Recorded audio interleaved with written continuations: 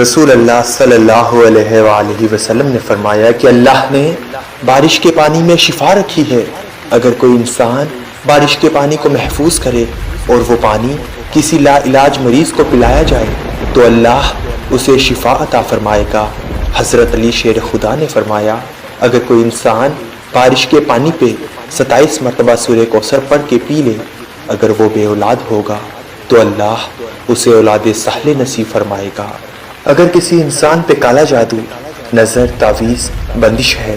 تو وہ بارش کے پانی پر سورہ جن، سورہ فلق، سورہ ناس ایک مرتبہ پڑھ کر دم کر لے اور مریض کو جیسے ہی پانی پلائے گا تو اللہ اسے شفا دے گا۔ بی بی فاطمہ الزہرا سلام اللہ علیہا نے فرمایا اگر کوئی عورت بارش کے پانی کو مٹی کے برتن میں محفوظ کر لے، اس پہ سورہ یوسف پڑھے اور صبح بھی تھوڑا سا پیے اور تھوڑا سا چہرے پہ لگائے اور رات کو بھی یہی عمل کر لے تو جس وقت تک یہ پانی اختتام کو جائے گا تو اللہ اس عورت کے وجود میں ایسی خوبصورتی پیدا کر دے گا جو اللہ کی مخلوقات کے لیے تعریف کا مرکز بنے گی۔ اور اگر کسی عورت کا میاں اس سے محبت نہیں کرتا تو وہ بارش کے پانی پہ یا ودودو یا اللہ کا 207 مرتبہ ورد کرے اور خود بھی پیے اور اپنے شوہر کو بھی پلائے، اللہ کے کرم سے وہ اپنا حق ضرور پائے گی۔ امام حسن علیہ السلام نے فرمایا اللہ کی عظیم نعمتوں میں سے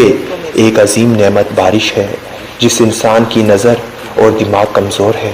تو وہ بارش کے پانی کو مٹی کے برتن میں محفوظ کر لے اور اس پہ یا علیم یا اللہ کا 207 مرتبہ ورد کرے اور تھوڑا سا صبح کو اور تھوڑا رات کو پیتا رہے۔ جیسے جیسے پانی اختتام کو جائے گا تو اللہ اس کے دماغ اور نظر میں بہتری بخشے گا انشاءاللہ۔ امام حسین علیہ السلام نے فرمایا جو انسان بے روزگار ہے اس پر چاہیے کہ بارش کے پانی کو مٹی کے برتن میں محفوظ کرے اور اس پہ یا رزاقو یا رحمان 207 مرتبہ پڑھے اور ہر مغرب کی نماز کے بعد وہ پانی پی کر دعا مانگتا رہے۔ جیسے جیسے پانی اختتام کو جائے گا اللہ روزگار کی راہیں اس کے لیے ہموار کر دے گا انشاءاللہ۔